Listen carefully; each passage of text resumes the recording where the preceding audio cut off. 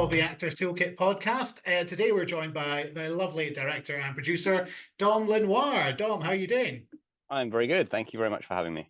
Fantastic. Excellent. Well, we have a mutual friend whom we went to drama school with, so it's great to have you on the podcast. So why don't you tell our listeners, who is Dom Lenoir? I'm a director, producer, and writer, mostly in narrative fiction, but started sort of dabbling in other things like commercials recently. So, Fantastic. And how did your journey into directing, producing start? How did you get a foot in the industry? And what made you want to pursue a career in film? I had an upbringing of great sort of blockbusters and thought-provoking dramas and Indiana Jones, Star Wars, great sort of drama films and BBC kind of dramas as well. And I always remember being very affected by the stories, and that being the sort of the important thing to me is telling stories that mean something. And yeah, I used to write a lot of short stories and sort of started from there. And then yeah, after that, sort of got into skateboarding. I made a skate film with a friend, and then realized, oh, hang on, we've made a story rather than a skate film without even realizing. Um, and yeah, I basically went to went to college. Film and media were things that I was interested in. I didn't really understand that it was going to be a career at that point. And then that led to sort of going to university as I kind of ruled things out bit by bit. And then at university, I started making kind of action films and thrillers. And then after I finished university, I realized that this was something I was very good at and sort of naturally drawn to, and I liked the flexibility. And decided to make my first feature film. So we sort of made our own Lord of the Rings type fantasy filler, which was which was quite exciting. And we did a lot to make it sort of high budget feeling. Like we borrowed a high speed camera because we'd watched the 300 film at the time, and we went and got sort of stock footage of helicopter footage before drones were a thing, to sort of tie in with the beach location. And we did the sort of slow mo fight sequences, and basically just sort of rung up different places like Dartmouth Castle and Cambridge, this 15th century library, and that was also my sort of beginning in producing as well. It was just just I suppose passionately explaining and negotiating to get what you need to be able to tell the story. Um, After that, I did one more sort of super low budget feature. Then I discovered that my my ability to work with actors and the writing was definitely what was letting me down. Mm. Um, and I tried a bit of acting and found it pretty tough. So then I did a sort of short film in Germany, with sort of decent cameras and actors that were a bit more experienced because we were working with sort of people at performing arts beforehand. And got better performances and better script. Worked with a writer for the first time, and then after that, I just sort of didn't want to do any more shorts after I'd done one more, um, and decided I wanted to do a feature properly. And then that was basically how Winter Ridge came about, was going through that process of wanting to mix the two together. And in between that process, as I sort of said to you before the call, I went to observing at sort of a Meisner class and got involved in repetition, which is how I met Rianne, who introduced us. And yeah, really sort of polished up working with actors in that sort of that middle ground. And did you find that sitting in on the acting training helped you to be a better director and helped you to understand the kind of process that actors go through a little bit better?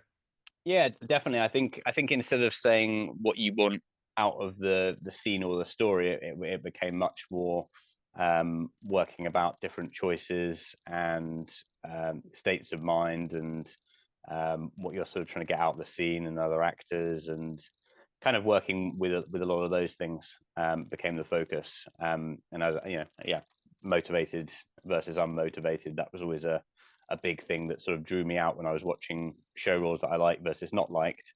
And I never quite understood what it was until I started to sort of delve into it. Making sure that any action that you do as an actor has an internal reason for it, so it feels real emotionally and on the screen. Yeah, so the character making sense of the movement as opposed to just doing what you're told by the director. So you Yeah. touched on Winter Ridge there. Mm. Looks fantastic. You know, I looked up that on IMDb, and of course you work with the lovely Hannah Waddingham, who's incredibly Yeah, talented and doing so well just now. she What is. new challenges did you face when working with someone as established as her, as opposed to working with actors who are kind of new to the industry or relatively unknown? Well, I mean, it's a two-edged question, because she was incredibly established in musical theatre at the time when we did Winter Ridge. Like she was like probably the most famous person in musical theatre. She was also pretty well known in TV. She'd done 12 Monkeys extensively, and she'd also done sort of Game of Thrones. But she wasn't like the mega superstar A-lister that she is now. Yeah, So she was always like, someone that was way ahead of where I was at the time. So there was a sort of a certain amount of I suppose intrinsic pressure there. But really, I find actually it comes down to how collaborative people are, and how open they are for a conversation. And Hannah was, unbelievably open to discussions around the script, and most of the initial sort of chats were basically long emails, and a couple of phone calls discussing, not discussing, discussing, not disgusting, discussing the sort of the psychology and what had led her character to become where she was by the end of the film. And that sort of thing really interests me, the psychology and the um, what makes someone become what they are, what the childhood or early life implications are of certain behaviors and traumas, and that kind of thing.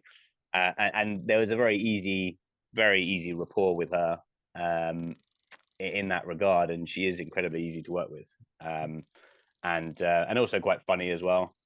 So yeah, I mean, we had a great sort of time on set, and it was very much down to that kind of collaboration. I think the pressure with actors, it isn't so much the fame for me. It's just whether they are open to creative discussions about the script and the story, and if they are, then it's quite intuitive, really. yeah. And as a director, do you like to be quite involved in the character development, or do you like to leave a lot of that up to the actor and their choices?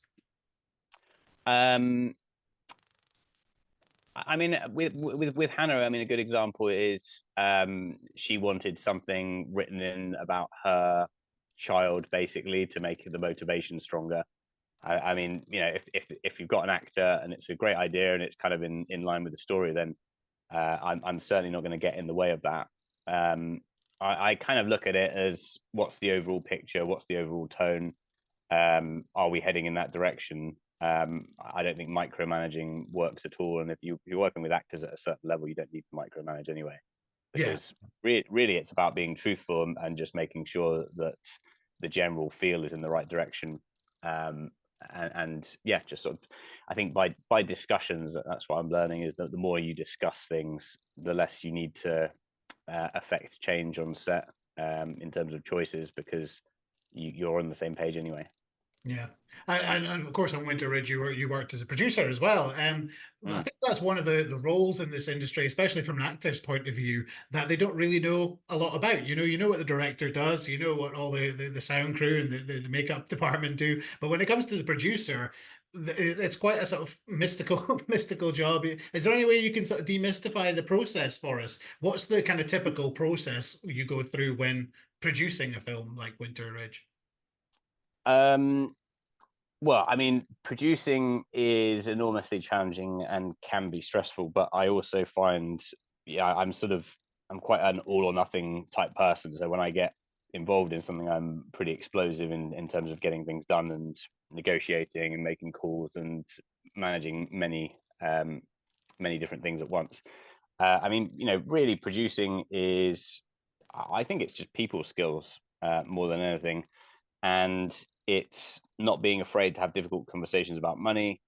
It's not being too much of a bullshitter. You can't be a bullshitter. I mean, I feel like acknowledging that you're asking for something unreasonable is actually a far better way to get something unreasonable than it is to try and just sort of go in hardline and try and sort of push people around into doing what you want. You can't really work that way. I find actually the more honest you are, the more likely it is to figure things out. I mean, for this one of the ways that I sort of saved money as a producer, for instance, is um, I found a town that I wanted to shoot that was 3 hours outside London, which has cost implications. So I basically spoke to the mayor of the town. I found a local sort of fixer, sort of local businesswoman that was part of the whole community, um, and managed to sort of organize. Okay, in exchange for filming here, we get good deals on all your accommodation, the catering. We get to use things like the town hall. Um, we get reductions, on basically everything involved in the local shooting, which would have been high sort of cost implications. And in exchange, you get a lot of commerce, and you get a film crew here for a couple of weeks, and you get all the marketing sort of associated with that. So that's kind of the way I try and always figure things out, is like, what's the most I can give, and if it's not money, or it's not loads of money, like, how else can we benefit each other? And I think a lot of the time is also being just decent to people, goes a very long way in terms of getting things produced. And it's the same with like getting people very high up to either work with you or to collaborate or do things on, for almost no money. Like, it's less about the money because they're going to be earning way less than they do anyway. It's more about you showing that you're competent and sincere, and you know what you're doing, and you're not going to make something rubbish that they're wasting their time on. Yeah, and notoriously, money is one of those things that's severely lacking in independent film. What advice would you give to any aspiring directors that are looking to break into the independent film side of things? Um, it's a difficult one. I think there's kind of tiers. There's tiers of like film that you can make, and it's very difficult to sort of go from.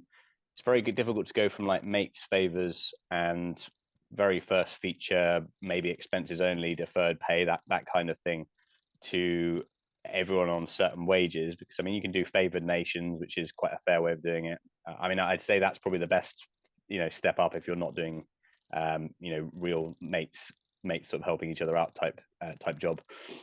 Favored nations is a very important thing to do because, if crew find out they're getting paid less or more than someone else, that's like a classic way to create friction. But it kind of keeps people in the same ballpark, if you do it sort of correctly. For those Um, that don't know, what do you mean by favored nations? so basically, everyone's on the same day rate. There might be certain people with kit, like camera or sound, that have to be, or lights, if they're bringing that they might have a fee for that as well. But the actual day rate for all departments is, in theory, the same. So that's a good way to do it, or just to tier, the rates accordingly. So an HOD, head of department, has one rate, and then the first AC or first AD, or whatever, has another rate, and then the assistant has a third rate, and you kind of keep that similar across departments again, so that each one isn't getting sort of more or less. Um, I mean, I think one of the main things is try and get local communities involved. Um, like, you can often, I often use local caterers and cafes, and I just tell them the budget that I would like to spend, offer them some marketing, and if it's a one-off or it's a couple of days, or whatever, it's some money in the bank for them, and they get their name on a film credit, and it's something fun to sort of do. So you don't need to necessarily hire an outside catering company all the time, which can be quite expensive, anyway. If you can get someone that's like 10 minutes away, and then you don't have a transport issue either, you just send someone from your crew to go and get it. So there's lots of things like that you can do, to save money. Um, Also, filming in places away from London, sometimes you can hire a big Airbnb or house. Maybe you can film there, or maybe you just have all the crew in one sort of place, and that sort of keeps costs down as well. Um, Kit houses will often be helpful. Yeah, I mean, I think it's just being sort of realistic with what you can achieve, and making sure that you're ready to ask big favors of people and not wasting those favors. Mhm. Um, yeah, that's a big There's, one. there's a lot of collaboration involved, obviously. How do you go about collaboration? Do you like working closely with writers and producers, actors to kind of bring everything together, or do you tend to like to have your vision and have everyone else fall in line with that? No, I think it's very difficult if you're yeah, I think it's very difficult to I think it's the exception to the rule, people that are very single visioned, but even they rely on other people. They don't admit it so much, but they do rely on other people. um I think I'm always open to ideas. I mean, as I said, I've got a central tone and central ideas about the world and the world building and those kind of things. And if there's things that contradict that, then I'll sort of veto them. Like for instance, in Winter Ridge, I didn't want to do a UK drama, so I wanted to do something that felt American drama, a bit more like Prisoners or something. So two things that were discounted was anything that looked too quaint England, which is why we shot in somewhere that had black rocks and looked a bit more like Canada. And the second thing was to avoid like cop show, sort of BBC drama, ITV drama type stuff, because it has different connotations and it's good in its own right, but it's not as cinematic, I'd say. So we basically we had detectives rather than sort of cops in the fluorescent cars, and we got rid of the hats and the fluorescent jackets and those kinds of things, to give it like a distinct sort of feel. So those kind of things are like harder rules that won't be moved, but then everything else in between, as long as it's sort of feeding the central vision, is very much up for discussion and the best idea. Mhm. And as a director, do you have any specific kind of techniques or methods that you use to try and get the best performance from actors? I think we've all been there, Mm, myself as an actor, where you're on set and it's just not coming, it's not happening. Do you have yeah. any kind of specific techniques that you use to try and draw a performance out? Um, I mean, I don't know if there is a technique. I suppose I struggle the most with actors that don't internalize so much, because it's hard for me to communicate. Because I tend to communicate through two ways, which is either through the story and what the character's going through, or through a sort of an emotional, outside idea of this moment's like this happening, or this moment's like that. Um, I find usually those are the sort of things that need tweaking, rather than anything else. And I try and just always come back to those. Um, whether the person is, maybe there's like another sub emotion that's going on that sort of adds something interesting, into the mix. But I think yeah, it's a hard one to say what you would say in any given moment, other than those kind of guidelines, and just trying to make sure that things feel truthful, I suppose, more than anything. I mean, it's sometimes, yeah, sometimes I suppose, it's just a case of stripping it back, and maybe the actor's trying to do too much, or um, just needs to simplify, and that can be enough. And do you tend But to find that in newer actors, actors who are a little bit newer to the industry? yes, Yeah. yeah, I think with really experienced actors, it doesn't tend to be that the tone or the volume is wildly different. It's sometimes just about finding the exact moments, and how when the moments pay off, and those kinds of things. I think with newer actors, sometimes it's a case of, yeah, I suppose maybe getting them out their head, and just sort of getting them back to what the core of the scene is, tends to be, sometimes just simple and honest is more than enough. Mhm. Yeah, yeah. Awesome. Right. Moving on to something completely different. I'm actually talking at a conference on Friday about the role of AI in the industry. Mm. So I was wondering how, as the director and producer, have you experienced AI kind of creeping in, or do you have any kind of do you think that the threat of AI is really there, or how soon do you think it's coming? What's your kind of view on the whole AI thing? I think it could be pretty serious within sort of 5 years. I don't think it's going to be as immediate as everyone thinks. I mean, I could be wrong on that. I know in certain areas like voiceover, I've heard from actors that it's immediate. It's immediately having an effect that isn't good. Yeah. Um, and I think there are certain areas where it's going to be difficult. but I don't see the overall industry changing, overnight.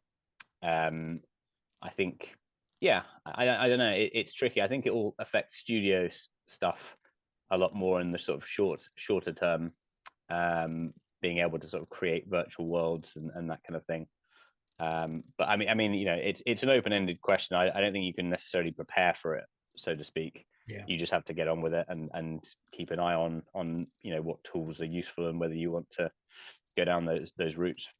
Yeah, I think one thing that I was speaking to somebody the other day, they were pointing out that AI can't replicate emotion. They No, can replicate words, they can replicate images, video, but for performance perhaps, but not the emotion of a human. You're always going to kind of lose that. yeah, for sure. Awesome. Right. Are there any memorable moments or challenges that you faced when directing a particular film or a particular scene that you'd like to share with us? Um, You memorable. think of any times where you've kind of thought, "Oh, this is not going well. How can we fix it?" From a Yeah, well, point of I, view. I think I think most of the time it comes down to complicated action. Um, I mean, I remember doing one scene that we had 8 pages to do, including stunts in a day, and the sun changed, which just massively changes the sky. And I think maybe going back to AI, that's probably something now where you can actually do a lot more easily with changing the sun and lighting and those kinds of things in post. That was one of the trickiest things, I find, is things outside of your control. But I think another big thing is as well is one of the hardest things is when you've got location pressure, as in like maybe you're running over and the owner or whoever sort of runs the location is telling you that you need to get out of there, and you haven't got what you need. Um, I think uncontrollability is really the biggest stress, I would say, in any kind of film shoot. And and the same goes with same goes with anything, like people that aren't committal and don't sort of don't seem like they're gonna come through in plenty of time. That makes shoots really stressful because you never know if the sand's going to be like quicksand at any moment. um so I think, yeah, I mean, I think with acting, if there's a problem with acting, usually it's a case of just take some time out and figure things out, and there's usually a solution. I think the difficulty lies when it's external factors, that can't be sort of solved. Because again, you can do pickup shots and you can be very inventive with close-ups, and those kinds of things. And I've done plenty of pickups in studios that no one's noticed the difference, months later. So there's always things you can sort of remedy, but when you've um, when you've got those kind of time constraints, that's probably the biggest one I can think of off the top of my head. Yeah, and just complicated action sequences are really tough, like driving or yeah, maneuvering like multiple people into um, big open places where you can see lots of background that you don't want to have in shot. Yeah, yeah. And what kind of struggles do you think are coming as a filmmaker with the rise of streaming sites, and with the way media is nowadays, with short Mm. attention spans, and people not being able to sit through a full 2 hour, 3 hour film, and keep their attention. How do you see that affecting the sort of directing side of it? Do you see yourself kind of adapting the way that you produce films, or to kind of fit in with that, or have you maybe noticed it creeping in already? Well, I mean, I think you've got to make films that you want to see, and I think you've got to be sort of passionate about that. Maybe the other stuff that maybe the stuff I do as a producer will end up being less what I'd love to do, Mm. as my sort of backup thing. Um, but I think, I mean, yeah, there's this sort of concept of second screen viewing where it's if the story is too complicated, then um, it's not good for certain streaming shows because people can't watch it while they're in the background, which Yeah. is kind of an affront to everything that we kind of struggle and slave towards. So I mean, there's certain things you can't control and there's certain things you can, and I think you just have to you know adapt what you're willing to compromise with. And yeah, I mean, independent film is definitely harder than it used to be, and it gets harder and harder, um, since the strikes and COVID and all these kinds of things. And you just have to make decisions really on whether you're willing to keep plugging away. Yeah, and stay true to what it is that you want to create, as opposed to, working with the way things are. So Yeah. what kind of things are you currently working on? Have you got anything upcoming, any releases or productions you're particularly excited about? Yeah, yes and no. I mean, yes in the excitement, no, and I mean, I tend to not talk about anything that I'm developing or working on until it's sort of fully commissioned. Yeah. But I've got a sci-fi in post that I help produce. That's a kind of female Bill and Ted. That's really fun. So I'm looking forward to that sort of being ready at some point this year. Um, and I just did a short film. I say a short film. It's like 25 minutes. It involves sort of cars and several countries, and shooting up in Scotland, and that was pretty exciting. So we just finished that, and that's in post as well. So yeah, I suppose that will be probably around sort of late summer as well. Wow. And then yeah, I mean, watch this space. I think on the other stuff. Yeah, well, I think that seems to be a lot of the industry at the moment. Nobody really knows what's going on. It's so quiet, Yeah. and it is very much watch the space and see what happens. So we have one question that we ask everybody that comes on the podcast. It's always the last Yep. question. If you could change one thing about the industry, what would it be and why? Mm, And that's normally the first response people give as well. yeah. Well, It is quite a big question, but it's a two-edged one, but I suppose the flip side is to have less of a reliance on certain sellable cast in film to make films, and more of a sort of reliance on just good quality storytelling. And I suppose the other thing would be just the difficulty sometimes of getting through um, good material to the actors that maybe want to do your film, and the agents are sort of maybe interested in the next streaming thing slightly more than your independent.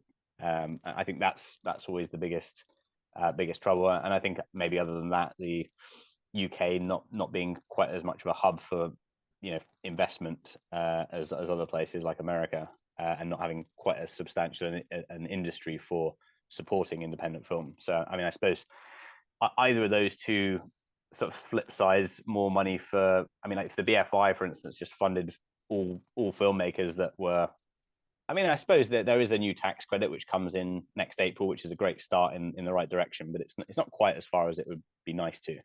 So more even more just a money for government, even all just a film would be great. government that supported the arts would be helpful.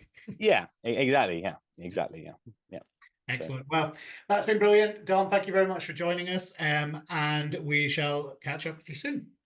sounds good. Thank you very much for having me.